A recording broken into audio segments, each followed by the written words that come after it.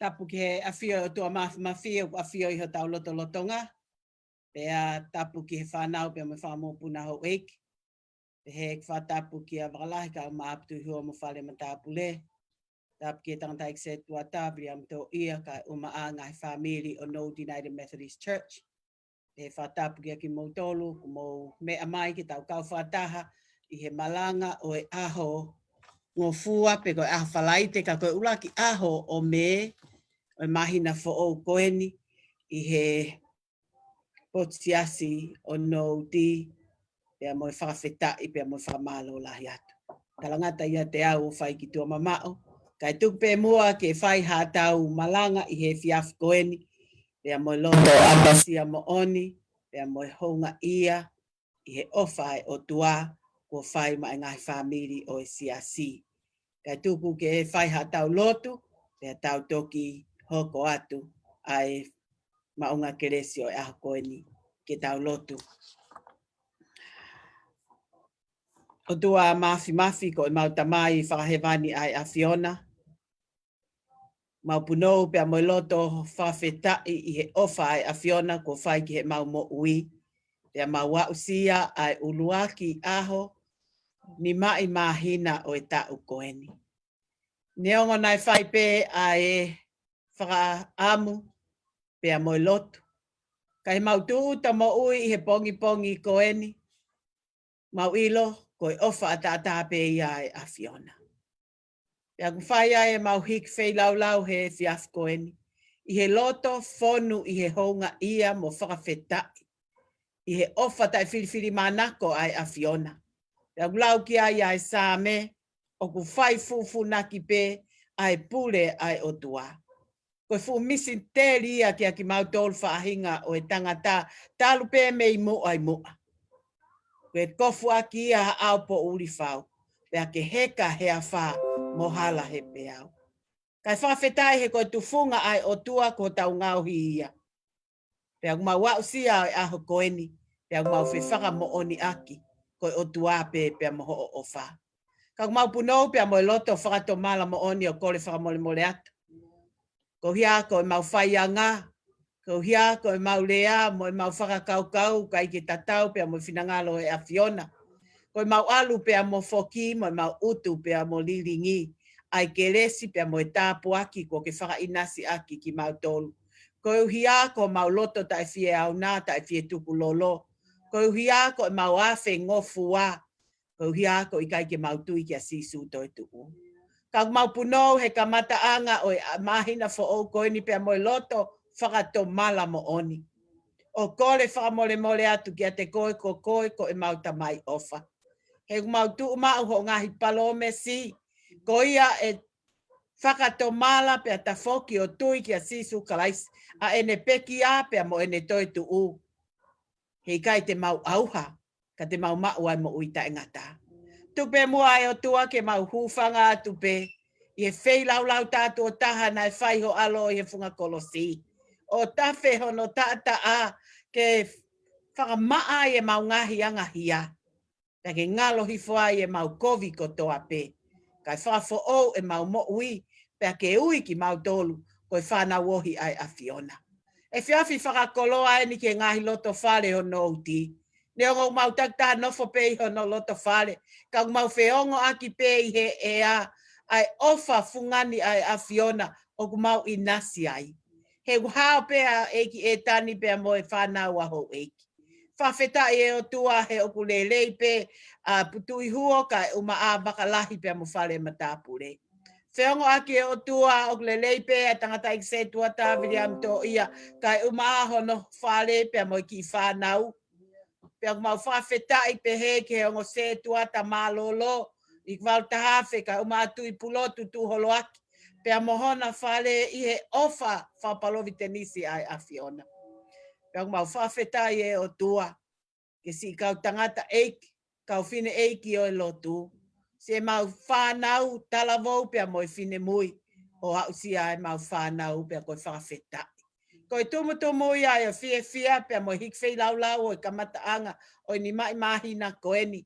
He kei a fia pea e a Fiona I ho mau ngahi loto whare. O kei ulo pea e mama ko sisu klaisi neongo ne whakapopo uri.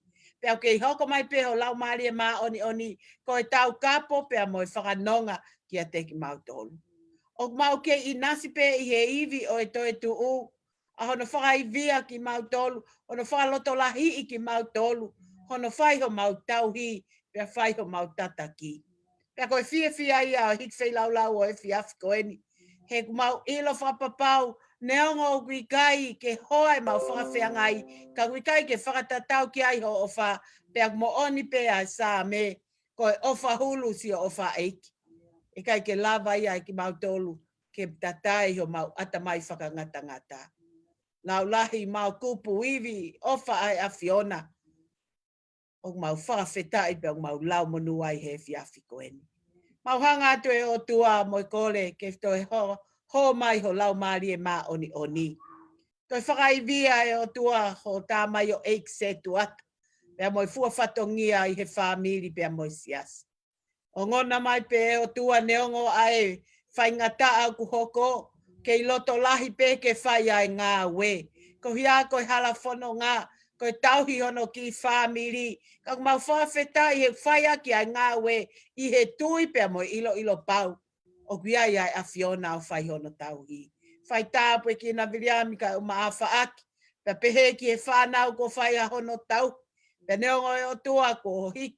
Whanonga atu a e taha o e ua toko ua e whanau whoki ki api. Kana e whai e na tauhi whakatamai mo whawhae ki a ki nau tolu. O a o ki ngahi tuunga ko nau tau he lau ke whakaosi me he high schoolu ka nau hoko atu ke university pia mo i kolisi. Pia mau whawhetai ho tāmai o eiki e ne lau ai whanau ko toa pe ko e ne whanau hi ono manawa. Pia whai ai ai tau.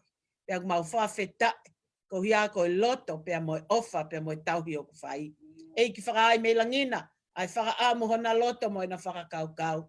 Pia na ke i hoko pe ko i se tuata i he tauhi pia mo i poupou he lot maoni oni ai a Fiona. Whai tāpu e kina hona ofa fine o ku isi apani pia pehe ki he toenga o e whanau. He nau nofo pe o tu au hange ko whe ofa aki a kakau.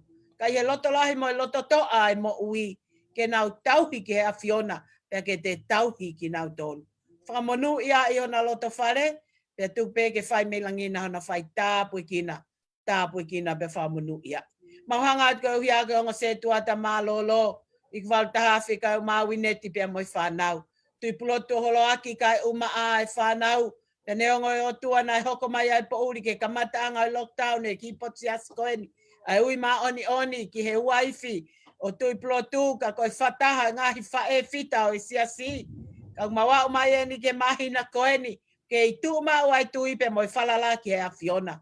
Malo e o tua i he tauhi. Malo e o tua e whakanonga. Malo e o tua he fuaki mea lelei. Mau toi hapai atu pe ki nau a mona loto whare ke whai mei langina hona whai tāpu e kina pe whamunu ia. Mau hanga te o tua ko uhia ko to konse tua ta. La waka malakai ka uma a meleane. Pe he ki e whai hiwawiri am whinau ka uma a ni wafitu hala maka pe a moe si kau tangata eiki o lotu. Uke a whio i mai e o tua ko taim whaingata aini. Neongo ai puputuu, ai whakakaukau, ko hia ko e mahaki whakaauha, ka wikai ke holo mui ai whai ai ngahi whatongia, whakatamai ki he tauhi o e whamiri. Mau whawhetai e o tua neongo, ho tā mai o eiki si William Whinau, na e i whare mahaki, ka huangona mai ai tala whakawhiawhia, ko ne atape, ko ne maupe ai mo ui, mau toi hapai pe ke a Fiona ke whai me langina, a hono whai tāpu kina, pea whakamo ui i he iwi pea mo i kelesi, mo whakamo ui ai a Fiona. Pea pehe o tua ki a whakalahi pea mo i toenga si ngahi tamai ko toa pe. Ke nau kei loto lahi pea loto to, nau tui whalala ke a Fiona. He tauhi ke ngahi uaifi ka uma a taki i he whamiri. Ke hanga pe a Fiona o whakaivia pe mei langina, pea whaiho nau tataki. Mahanga te o tua ko hia ko hoa whai whekau, si plot palu ka uma ai si ngahi whae ko toa pe. Koe mone o tua, ai mau ngoi, ai taimi koeni, mau whiohi pepe a moe whanau, whai aho no toka ngai, whai aho no tauhi, pia mau ilo o tua ko taimi whai ngata ai ni ke ngahi whae. Kai he mau tui mo mau lotu, o ku ke toka a whio i ai me aho no kotoa. Mau hanga te o tua ko hia ko si pulotu pia moe whanau, neongo ai ngā nofo vāma mao pe mo huse pāni ti. Ka mau ilo ai tui pe mo whalala ki a te koe. Ke whai pe me langina hona whai tāpu e kina whakaivia loto toa loto lahi ka o mai huse paniti ka koe pani ai a Fiona. Pea mo ngahi fua whatongia au whai mi whatongana. Pea mau hapai at pe ai whamiri palu e o tua i he fiaf koeni. E mau lotu pea mo e mau hu ke whai pe me langina hona au whakaivia. Pea o mpea keles. Pea tu ke hoko mai a iwi o e toi tu u. Ke whai ake o tua hona au whakanonga pea whawhie malie. Pe ke toi ngai si ngahi whamiri o e siasi. Ai ngahi wha e o tua pe mo ngahi whatongia kotoa. Whaivia pe me langina. Pea whai hona whai tāpu e kina pea whakamunu ia. Mahanga at kau hia koe mau tau tupu. Ai tau loto loto kai umai mau whanau la toi whasapate. Ma wa umai ki he wike koe ni mau maheni moia. Koe te waki o e kātoanga whakame. Ka kua kehe ai tau koe ni. Pea kua pau peke mau talango fua ki he tūkunga o e whono ngā. Ka kuikai ki he tukua e o tua. E mau a koi e mau whanau. Ke laua e wholofola. Ke laua e le soni pe whai a hiva, ke whakalang langi i ai a Fiona. Ai te waki o i kātoanga whakame ko amanaki ki ai. Mau kore whamole hifo lau maari e, o whakapulupulu aki ai whanau ai klesi ai a Fiona. Pea koki nau tole lava o lau e nau le soni, pe koha hiva, pe koha vesi lau loto, ke whakalang langi aki ho nau leo, ho nau atamai ka umaa e nau mo ui. Ke i whakamo oni pe whapapau ko koe o tua ko we whai ho nau tauhi pe koe au whai ki ai a e nau kātoanga pe mo e nau whawheta. Pe mau kore o tua ko hia ko toinga ngai whamiri o siasi. Aki nau tolu o kui he whare mamahi. Aki nau tolu o whai ngata a ia. Mau kore a iwi ho kelesi e o tua whakanonga pe whakawhie maalie. Pe heke o mau ngai whamiri ko toa pe. Aki nau tolu kua whea mai ai pare tae ako ni a he maunga kelesi o e fiafi koeni. Ho mai ho lau maari e whai ho mau whakaibia. Ta taki ki mau tolu koe ha wholofola te mau lau he fiafi koeni. Ai malanga i e pita kai umai kau ako a sisu toi tu. Pea ka pao na li liwa ia ngahi mo ui. Pea nau hoko ai o taha o whai whakautu mauku a e nau lotu mo e nau tauhi ke a Fiona i he kamata a ngā. Pea tuku au mai ai o au mai ki he ahoni. O ku mau ke i whai pe ai lotu mo mau tui ki a sisu toi tu. He mo ui ai ho mau lau maari e. Pea ku mau whawheta i ai he fiafi koeni. Ke mau toi whanongo ai kamata a ngā mo akisi a si. Pea ku mau ilo e o tua. O ku ko koe pe o e ane a whi. Ko koe pe ai ahoni. Pea ko koe ke i tu maho ngahi palome si. O lau kuonga pea ta ngata. Hangai whawhonga mai e o tua ho kaunanga. Pea mo i koloa wholofola o amanaki ke whakahoko a ho whekau ki ho siasi. Tu ke hoko pe ai le o. Pea mo e iwi ke whakahoko aki o whinangalo. Pea whai tāpue ki na ho siasi. Ke mau kau whakataha e tari ho wholofola. Hangai whawhonga mai ai o tua. Ai lotu o hake atu. Whaki atu ai pe mo e mau mo ui. Ke kei mea ngā oe ake a Fiona neongo i mau tae tau. Kore ngai tāpua ki ni e hua whaho alo. Ka ko mau whakamo ui. Ameni. Ko mau tamai o ku he vani, ke tāpu haho huafa. Ke hā mai ho pule, ke whai ho whinangalo. Hange ko ia i he langi, pe whaki mamani. Ke whaki mai he ahone ha mau mea kai ke anai, pe whamole mole mau ngahi ang hala. Hange ko mau whamole mole ak nau tol fua pe mo mai. O anak whahuk mau tol ke hai whahafu mau tol me whiri, he o ai pule, moi malohi, moi koloria, o tae ngata, pe tae ngata. Amen. Amen. Ko tau wholofola he whiawhini, o ku haia i he tohi ani ngā we ua o e wahe, te ulau ia me he vesi tolu o no ki he whango fulu mā whitu. Tolu o no ki he wha whitu, aia ko e ipseri pēni o e ahoni o e wikeni, pea mo e wike kua o si tau kau whakataha pe ai. Ko ia ke mātua ki ilo e ha isleri ko toa pe, ko whakanofo e he o tua ai tangatani ke ne eiki mo misa ia whakatou osi. Io a sisu, ko ia nā mou kalu se whai i. Pehe nau whanongo ki ai nai hukia ho nau loto, pe nau pehe ki a pita mo i kau apostolo ko toa pe. Ka inga, ko haa mau tolu ai e whai. Pehe e pita ki a tek nau tolu, mo whei mo whakatou mala. Pea taki taha baptaiso i he huafa o sisu ko i misa ia. Ki whakamole mole ho mo ngahi ang hala. Pea te mau mau ai mea ofa, ko i lau maari e maa oni oni. He hoa mau tolu ai tala ofa, pea ko hoa mau whanau foki mo ki nau tolu ma mao iyo, a ki nau tolu ko toa pe e uiange e eiki ko nau o tua. Pea nai lahi foki mo ene ngahi lea kehe, na ne whakamamafa aki. Pea ne tautou e ki naki ki nau tolu he ene pehe. Mau tuku ki mau tolu ke whamo ui me whahinga ngā kehe ko eni. Pea nā nau tari ene lea o nau baptaiso, pea nā e whakaului mai i aho pe ko iaha ngahi lau maarie, fe unga nai moha toko tolu afe. Pea nā nau nofo whakautu mauku ki whaiako ai kau apostolo, mo whakakau taha, mo pakipaki o mā, mo ngahi whenga lotu. Pea nai hoko hairi fia ki he loto kotoa pe, nai lahi foki a ngahi mea whakaofo, mo ngahi whakailonga, nai hoko i he kau apostolo.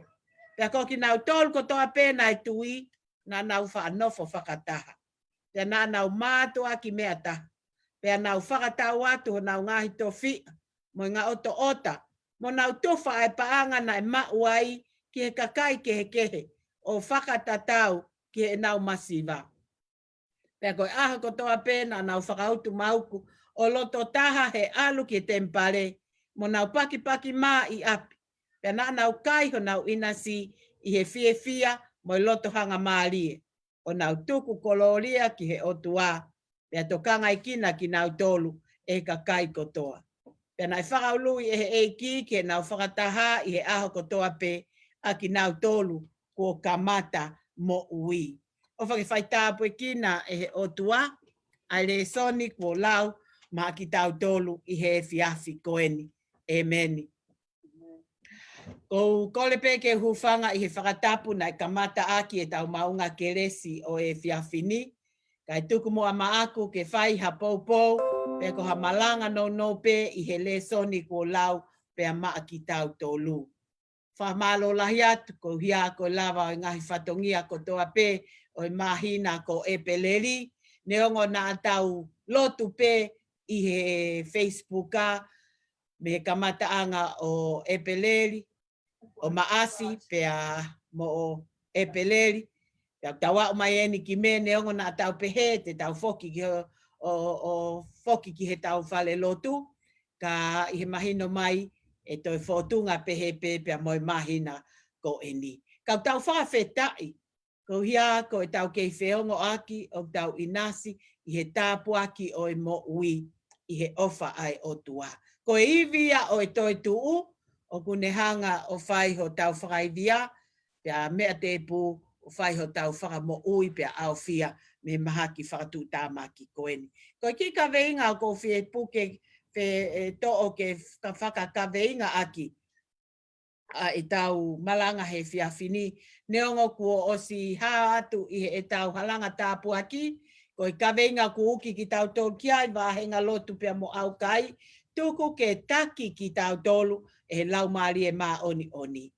Ka koe ki kaweinga me he le soni na e lau, tau whai whakautu mauku e tau lotu. Pea to oia me he vesi whaono, o i wahe wā o pehe mai. Pea whakautu mauku, pea koe aho kotoa pe na anau whai whakautu mauku o loto taha he alu ki e tempare. Mo nau paki mā i api. Pea na anau kaiho nau inasi i he fia mo loto hanga maarie o nau tuku koloria ki he otua. Ko tui i he ki mua pea hoko ate tau malanga koeni, na mo whainga maari e ke mo mamata ke polokalama koia na e whakahoko mai e tale ki tau pinkamu mo na lisa tuitahi kai umaa ai Palestini o e kōkasi, tu Pouseini, Keremeni, ki he anga o e maha ki whakaauha koia, pea mo poupou me he kau whaiwhekau, kai umaa ki nau tolu o front lines pe koe kau nesi, pea mo kau toke tā, pea mo tamai o eiki ka koe bisope, nai mo ua i he whaingata a koe ni ka kuone mo ui, pea ne hanga o wahe mai ai usia. Pea kai ngatai na tau kau whataha pea mo Dr. Sela Pane Pasa, i he ene hanga o whakamahino mai, o ku mahino I he nau statistika pe ko le ko ti ko ia o e corona o ku toko lahi au pito ai kakai o Pasifiki o ku nau mau ai vailasini pea o ku tuu la veangofua au pito I he ai kakai o Pasifiki. Ko hiape ko whahinga ngau e o ku tau whai, pea mo ngahi wheitu o tau nofo ai, pea moeanga o e tau wheohi, pea ko ia ai ngahi whakatokanga mai kia ki tau tolu.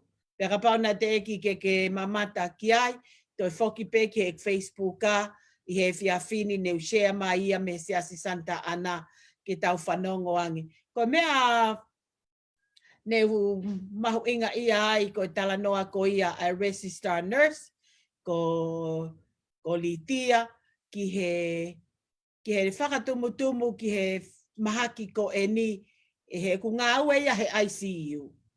Pea I he nau mamata ki si kakai na e oange pea whaingata ia I he mahaki pea ko nau tūkui ngata. Hange ko vesi malanga hauni. Nau whai whakautu mauku e nau ngā we ki hono whei ngā I a toko taha ko toa pe neongo o nau os ilo pe he ikai ke taulanga a toko taha ko ia. Kana nau whai ak pe ho nau le leitaha hono toka ngā I o ki nau tolu. Pea koe whaawhataha he taimi o wai ki ha mome niti ko pau ke nau tā ki o nau ngahi whamiri o tala ki a ki nau tolu.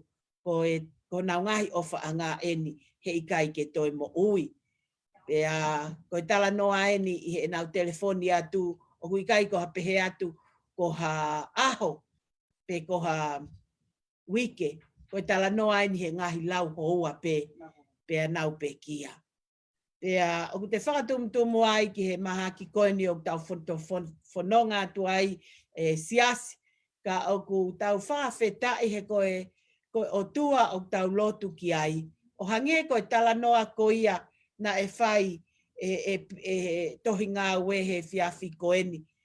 Ai hiri ai toi tu o a sisu pea hoko mai ai Pentekosi pe ko hifo lau maari e ma oni o whare ai kaua ko neongo nā nau ke I hai sia pea whaingata ia mana wahe ka koe aho nai hoko mai ai lau maari e ma oni I e konga ki mu ai wahe ua na nau mau iwi pea nau mau maa lohi loto toa loto lahi o kai ke nau toi mana wahe ka nau huki tua pea nau kamata e nau malanga pe he na nau malanga ko nau malanga pe ko sisu nai kalu se whai ko toitu.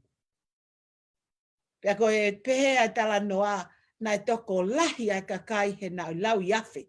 Nai toko tolu afe. Aki nau tolu nai whanongo pe ki he malangai o e iwi o e toitu u. Nai ririwa e nau mo ui pea nau veke ke nau mui he kaua ko. Pea ko e haha nau ngau e lelei te nau whai. Pea pehe I he vesi ko ni o tau vesi malanga. Na nau whakataha mai, whakatau atu e nau ngahi koloa, ave ki e kau masiva, pea nau whai whakautu mauku e nau lotu, e nau whanonga ki e tempare, pea nau paki ma, pea nau kai ho nau inas I he fia, moi loto hanga maarie, pea moi tuku kolo ria. Koutui siasi koi taimi eni, oku hange koi vesi, koi kawe inga malanga e fiafi koeni. Tau whai whakautu mauku a e tau lotu. Koe whakautu mauku I he eku mahi no I. Koe mātu aki whai a hae lotu, aki ho loto, ho atamai, pea moho mo ui kotoa. Koe whoaki kotoa, ho o mea kotoa, whai aki ho iwi, ho koloa.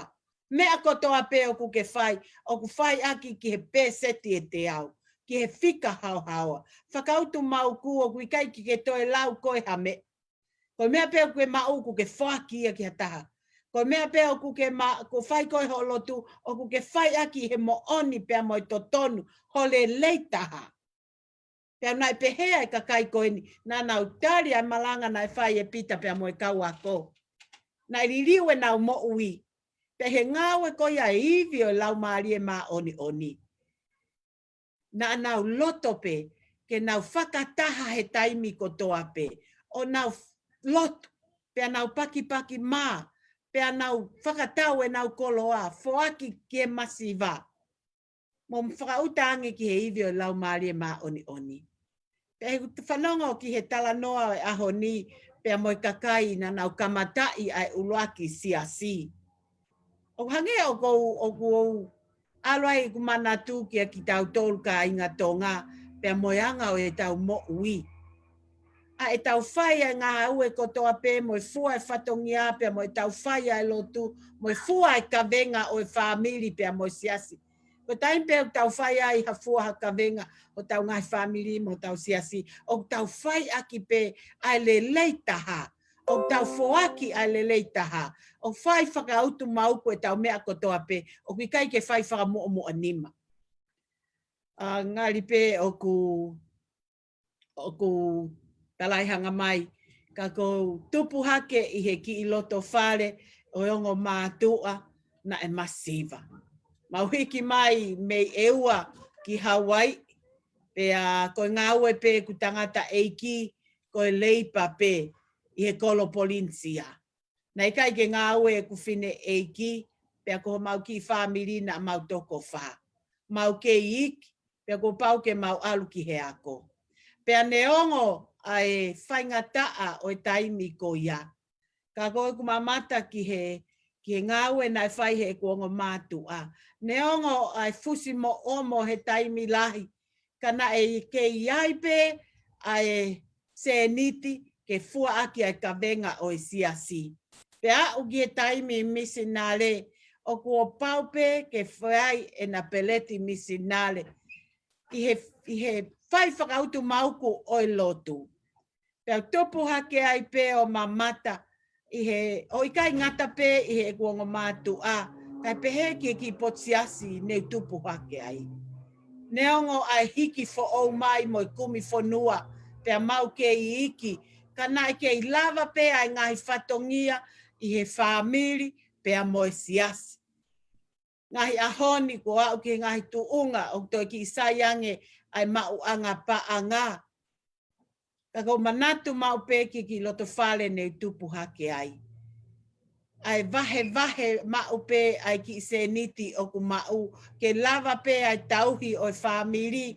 Ke lava pe ai totongi e mau ako. Pea ke lava pe ai ngahi kavenga ki he whamiri pe a moisias. O pehe ai tala noa ko ia. O ki nau tolu koe ni na nau whakatahataha mai. Pea nau kamatai ai ulaksiasi. Ka ko whamalola hia se tuata ka umasi ngai whamiri o e siasi.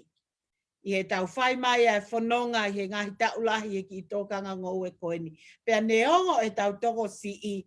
Kau tau lava i pe ai tauhi homo ngai whamiri. Pea lava i ngahi kavenga o e whamiri. Pea pehe ki ngai whatongia o e siasi. Tā koe uho ia o e siasi. Pea koe sino ia o sisu ko e siasi. Koe kakai o nau whakataha mai. Pe nau whakataha mai ko ia, o nau whe inasi aki, koe hame mea o nau mau. Kau whai aki o nau le leitaha. Pe koe tala noa o e vesi malanga e aho koe ni. O ku nau kai pe nau inasi i he fia. Pe nau mau ai loto hanga maalie. Pe kui kai ke nau sio ki nau tolu ia ke whaingata ia pe moe mamahi. Go hia he kunau ma'u ai iwi o toi tuu, pe au nau tui ki he o tua o kulahi. Pe neonga o kui kai ke nau ma'u ha me. Kai he nau ma'u fe inasi aki mo fe vahe aki. Pe au nau fia pe ki nau tolu ia. O tui i he fe tala noa aki mo toko lahi ngai whamiri o siasi. O whamalo lahi atu. Ko whai whakautu mauku ho mou lotu me mou ngahi loto whare. Ai tauhi ho mou whanau kui kai ko ha mea whaingata. Whaingofua. I he mau nofo i ho mau api, pea moe whanau koe ni koe whanau e toko ono. Pea koe taimi e ni ihi e whai ai sopingi ia, osi pe aho ia e ua ko ose sopingi ia. Kai he taimi tatau pe, o kulava pe e mau winu ai hina vai, pea kai ai saimini hu whangai whakatapu, ka aku nau kei fia pe whanau ia. O kunau, o kuia whahinga maa whana mo whahinga keles, ma vahe e mau whiohi ho mau ki I api. Pea koe wha maa whana ia o whiohi, he neongo ai ngai whainga taa, kau tau whiohi I he whia, pea oku tau whiohi I he te ofo o whani, he tau ilo, o tau tauhi a Sihova, he kai te tau masiva. Ko e tau whanonga o ku whai, o ku kai ke tau ilo ai ka hau. Pea kai ke nofo ai tau whakakaukau. Pea ku kai ke nofo ai a e tau tokanga. Ko mea o ku tau nofo ai e tau mo ui. Ko e tau whakawheta I he aho ko toa pe. I he tau wofo hake I he pongpongi. I he wakai ki o tau ngahi whamiri mo tau whanau. O tau ke inase tāpu ake o mo ui. Ko tala noa ai pisope ko ia. Na e lea mai I he polokalama ko ia. Na tau whanongo ki ai I he whiawhini. Ai whainga ta alahi na e whetau laki pia mo ia. Pena ea o ki he tuunga na e ifoange ki a te ia ai mate. Kana ne wha kone tala loto ko e lo tupe na e mo uiai. E nā si a uia ki he tuunga na e kaite ne to ilo pe e to e mo ui me he mahaki ko eni. Pe he ahone o kune tala loto mai kāinga tonga. Tau lotu pe ki he otua. Tau tui whalala pe ki a te ia. Te ne whakatātā aki ai tala noa. Lorotonga ne tokoto I whare maha ki tau haa I he whainga ta a. Pune manatu ki he uki na whai e mo sese ki kau Isleri. Ke vari toto ho nau ngahi matapā. Ke hawai a ngelo whaka auha.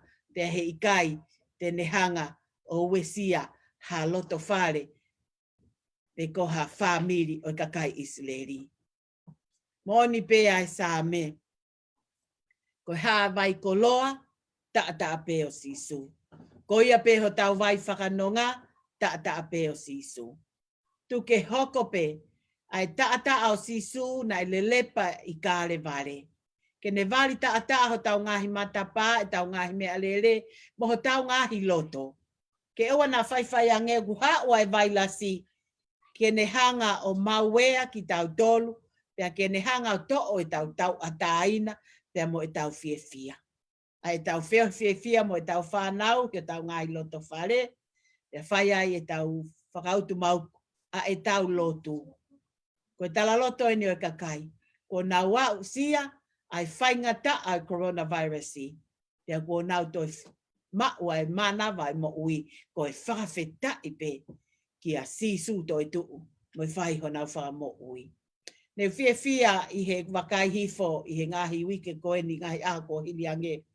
Ai tau whanau to loto na e whakatu tuu e nau Zoom mo e platform ke kau whakatahai pia mo e to loto ko toa pe. Pea ko whamalo lahi at ke whaifkau Pastor Sione Finau ka uma a Pauline tau malolo mo ki nau tol me Hawaii na nau whahoko mai a platform ko ia ki he tau whanau to utupu.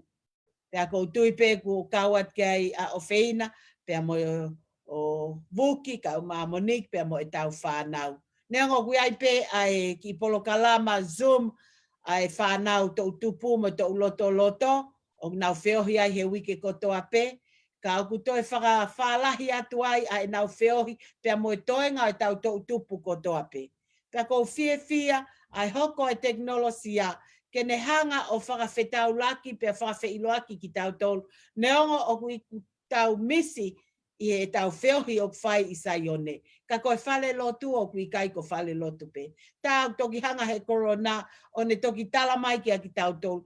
Tā koe lotu na tala I sisu ke whewhine ko ia I he eta weo, I he vai. Koe lotu o ku whai I he mooni, pea moi maa oni. Whai I he totonu, pea moi mooni. Pea koe whakamuia pea moi uki o malanga I fiafkoin. Ke tau whai whakautu mauku e tau lotu. O ikai ko e tau toki ompe ki he whale lotu, ka aku tau nofo I tau api, pea whai ai pe e tau lotu. Pea koe tau whai ko ia. Ko tala noa nai whai. Ko whiohi anga ia nai fia pea loto hanga maarie. O kai ke ai e to I tāpea mo I tafulu. O kai ke to iai ai mana vahe. O kai ke to iai ai loto mamahi. Ka ko ki nau tolu o ku nau whakataha i a sisu toi tu. Pea liriu e nau mo ui, pea nau tari a sisu ke nau mo ui. O nau tawa taina pe ke nau vahe vahe. Pea nau fia fia pe veke veke ke nau foaki. Neu lele atu ane i he aho pule lulu ki ho tau i sapuvita. Aia kou whai ai tufa me a kai ko ia ki kau homelessi. Tala no ai pea mo meni kai ko kau me mi paia o e organisation ko ni pe ko me mi paia o tau siasi ai e nau tala loto i he pule lulu ko toa pe mo to pule lulu mo falaite e nau foaki ai ngahi puha o ko sfonu ai ai me akai me he vesta polo ki he kiki ki he ngahi me akai kapa pe pe he ki he ngahi meat pulu pe mo moa pe mo ngahi i mea kai nau foaki ki kau whainga tā ia ko ia he tō ko ia coronavirus. Ka ko wiki ko tō apeu mei ko e puha mea kai e taha whetupu o ku nau ave kia ki nau tōnu. Ka kui kai ke ngata pe he foaki ko ia ngahi puha, ka nau tō e kuki, ai hot meals o ave ia ki he uho tere, pea mo tere, pea mo whare kau vai, mo mea pe foki ko taimi enu kai ke toi awa ngahi restaurants ke nau lava ki ai. Pea ko nau mea pe whai ko nau kuki ai peleti o mei nima ngeau ke fitu ngeau o nau tufaki ia ki ngahi ho tere pea mo tere. Pea po mo si kau vai. Pea ko te mamata ki he ngāwe o nau whai o kai ko ha ngāwe whai ngofua. Ko whai whakautu mau kuia. Ne ongo o ku risk e nau mo ui he kuia e nau whanau, tala noa mo taha o e whae o ku kau he kau volunteer ko ia o e teu pea mo wha o ngahi puha mea kai. O ki ai e ne whanau ke iki. Ka ko uhia o ku ne ilo ai fie mau tō koni o ku ne teu pe ke malu pea lava mai ki he sapoveta o whai ai ngāwe ofa ko eni. Ko whakatataha mai ai kakai o nau tui o tua pe o nau whalala. Pea neongo whainga taa he ko nau tolo o nau whiohi, pea mo kakai o community o nau whakauri mai nau mea lele. Ka nau whaia ki o nau lele taha. Whakautu mauku e nau ngā we, nau ilo whapapau. O hanga pe he o tua a fia pe tauhi ki nau tolo, ki o nau whai ange o nau maua mahaki. Pea ko mei mahina ni ko mahina ni ta talu pe me lockdown ni me maasi kau tau whawheta ki whahinga mo ui o hange ko e tala noa ka kai koen o nau paki mā pea mo masiva pea mo whainga ta a ia pea koe nau wiku anga o nau maua e loto lahi pea mo loto to e nau ilo o nau inas i he iwi o e toi tu u pea mea noa pe me ai hoko ki nau tōru, nau tui whalala pe, o ku whaiho nau tauhi e sihova, me hei kai te nau masiva. Whaamoange siasi o nouti, o ku hoko ai talanoa o urak siasi. Ko whaloto lahia kia ki tau tōru. Pea neongo ai ngahi whainga tau tau kei to whangai. Ko toitu ua eiki, pea hifo e lau maari e maa oni. Ke whaiho tau whakaivia, pea whaiho tau tauhi. Ko mea peeni, te tau maua ia nonga pea mo fie maarie, ha fia pea mo loto hanga maarie. Ko tau whai whakautu mauku, e tau lotu, mo tau lau wholofola, tui whalala ki he otua. Pea tau tui, ko whiohi o whai ho mo ngahi loto whare. Ko whiohi pe ia hangi e tau whawhai i he siasi. Ai tau loto mawhana, ai tau fia, i he tau whawhiohi o ku whai. O whalahi atu, kia ki mautolu hono kotoa pe, pe whakatawange ke mo mau ha tāpuaki, pe mo ha kelesi, i he maunga kelesi o e whiawhi koen, pe a whamanatu atu pe e tau whakame, i ho mo ngai whanau, ko himi ulo aki, ko whanau ia ai whaifkau, himi wā, ko whanau tō ia, himi tolu, ko whanau tu i halamaka. Pe a kore atu ke whanau palu, ko lotu, ko tuitavuki, ko same watolu, lauia e mausa, pea koe kospedisio ne vai hongo fulu ves uraki ke hongo fulu, lauia e Dave Palu. Pea ko sia o mai ai ko fofua o mai ai whakame ai whanau ko Mapu Junior. Whakamalo lahi at kia Mapu. O sia o mai pe whakame ia a Mapu a Neafi. Ko mo tolu ko te eke ma o mai ho mo whakame ko kore atu. Vitio i he poni pe ko apongi pongi bawe taha pe a seni mai lewa ki a te au ko hia ko i tau whakame i he aha sāpate. Taimi taha e whakahoko atu. Kai lava hale soni, ai peha mo ki i hiva. Na mo ho mo lotu whakawhamiri, viti o mai peia, ko e taha peia. O e le soni whakame ho whamiri, e tau kau whakataha i he sāpate. Ato e ofalahi ki a ki mau tolu, pea ko kore atu, ke tau lotu, tātu pe ai himi whaka o si, ni mangea wonongo fulu mā ni mā, si su na e polo i mo ou, hoku lau maari e. Si o ki he tahi hou, e ku mei ngoto hen. Puke si su o fufu, lolotonga ai a wha. Pea mau tau langa au, whaaki ki ho fata. Wha malo lahi atu, i he kole lotu na e tau whai mai, lotua pe ai pulotu palu kai umaa si ene whanau, mahalo toko lahi pe o ki mautolu, mo mamata i he ngahi le tio pe a mo i Facebook, ai tangata e ki whai whekau, pe a maulotua pe ai whai whekau, te vita palu, pe he whoki a pulotu pe a mo i whanau.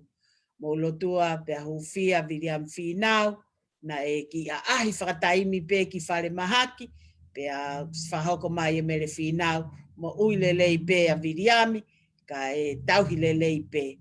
E lotua pe a ikvalu, ka uma a Winnet, koutui ko ki nau tolu ko iau nau au ki he tau fitu ngofulu o lahi hake, o kange koe tala noa o i maha ki koen, ke nau fuwhaka ehi au pito. Kai taim ta tau pe, ko au pe nia ke whanga ki i whanau wiki, na e pehe o kuika i ke nau la vea ngofua. Pea mo ngahi whamiri o sia si, no tua e tau whanau, ke nau ki mau pe anonga mo fie maari, ko ilo pe ko toko lahi e tau whanau, e graduate ia me high school he ta uni, e kai to e koutu ko pau mai ia me ngahi high school, e kai ke to e whai ha graduation ia. Ko e drive through pe mahalo mau ho mo certificate, pe ko e toki meiri atu pe. Ai time ta tau pe whamalo lahi atu, ki mautolu ko ia, na e whaka osi ako i he ta uni. Pe he ki he ongo foha e ua o se tuatawiri am to ia, na foki ati Australia a Neafi, a whau, pe mo isi, o tui ki ai. Pe na foki atu a Nea whamalo ki se tuatai tauhi e whanau, pe mahalo te na tok foki mai pe o hoko atu ki he university. Kai whamalo ki he se tuata, ai tauhi e whanau. Pe he pe ki Siaosi a Rhino, ta paatou tai, o ku si pekia ene whae i he wike kua o si lotua atu pekia na matala noa, pena whaampe ke au kia iai ofa ai si, kau tala mai e Rhino o si whiunga pe whai whekau, ho mou lotu, pea moho mou ofa mai kia te au. Ko eni o kou saipe, te au saipe ho whamiri. Ko ia tau lotua pe a Rhino, pea moho no whamiri, i he ui mauni oni o tua ki he ene whae. Pe he kia ki mautolu ko toa pe ngai whamiri o esi asi. Mo mea i pe ko hiki atu a Telesia whakawae pe a mo talai lima ki Lancaster, mahal pe ko Palmdale, pe o kui ai ongona ko nau toka maari e nau whetukutuku, ka e lotua pe mo nau ki whamiri.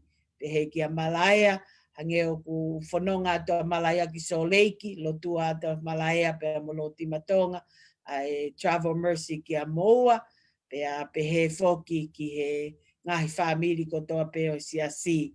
Lotua pe a tangi pe a mo Mapusi, pe he ki a Niwafe pe a mo Veiongo pe a mo whanau, Lavaka pe a mo Meleane, wato e o whalahi ki a ki Mautolu, tiu pe a mo e whanau, whawheta I he tau kei wheilo aki he tāpu aki o e mo ui. Nā pia I ha whamiri ko ngalo ia te au pehe ki a pere pia mo Sam ku tau kau whakata pia mo hai ngahi whamiri Carissa pehe ki he ongo se tuata malolo mea mohona whare ai kalasi aho a litani ko kalasi aho ia. Pehe ke si ngahi whamiri a pētani, pehe foki ke kalasi aho a kiri kari. Atua o whalahi, pea koe mea te pū, ke tau whai whakautu mauku a e tau lotu, pea mo e tauhi ke ho tau o tua. Pea koe ia pētene whai ho tau tauhi. O whalahi atu ke aki mautolu. Sias, pu ke whainga maari e koe ni, ke tau whai ai a e tau lotu. Tau hiwa pe him whaosi, pe mou takta whai o mou lotu, pe hiri pe koia, pe te utoki ke lesi atu. Malo.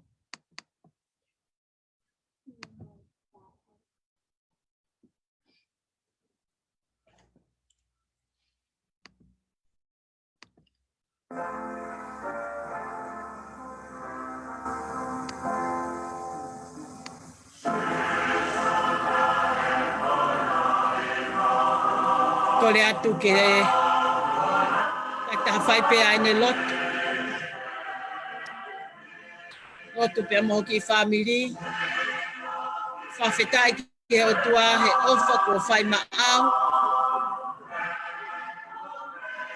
Kamata anga o e mahina fo o koen. Ko uki ki a ki tau tolu.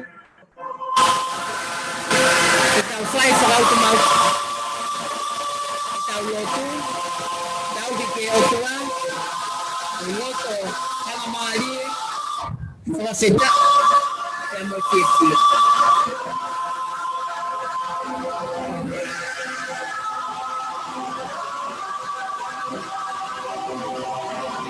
Malo sisu whawheta. Whawheta e ofa.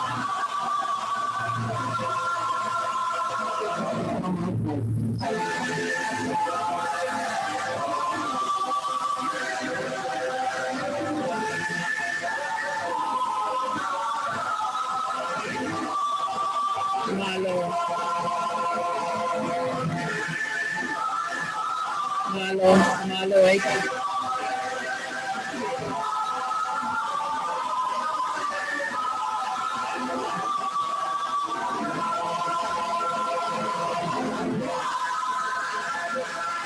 Malo sisi.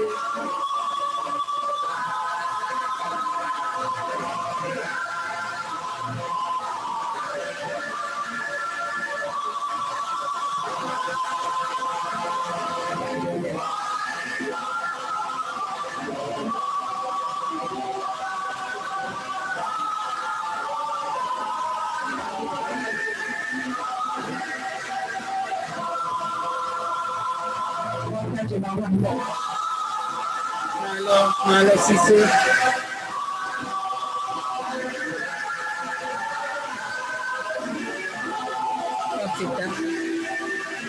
Whawheta. Tua mafi ko ke a whia mai. I ngahi lotu ko hake atu me ngahi lotu whare. E mau toi tuku pā. O mau pore taki. Ke mau toi punou. E whai whakautu mau ku aki ho mau lelei taha. Aki ho mau kotoa. Ai mau tauki ke a Fiona i he lotu mo lau wholofola. I he au kai, te mo se vahe aki. Ai ngai tāpu aki mau inasi ai. Te tuku pe o tua ke mau kei whakapapau I he mau moui. Ko sisu to e tuu. Ko ia pe o kupule au niu. I ho mau ngahi loto whare. Pai tāpu e kina e ngai lotu ku hake atu e hoa koen. Pai tāpu e kina ki nau tolu o ngau mamata mai pe mau kau whatara I he bua. Mo mau ha teresi o e fiaf koen. Te tupe o tua. Ke mau whiohi I he whia pe a moe nonga. I he mau ilo whakapapau. Ko koe pe ho mau tauhi. Te hei kai te mau masi. Ma tāpu kuya e mau mo ui be mau atu ake taloni ho kelesi. Whakai no me vai ola e mau ui e whai ai ho mau taki whanonga he mahina koeni. Ia sifu kai si ko alo kako mau sa mo ui. Amen. Amen.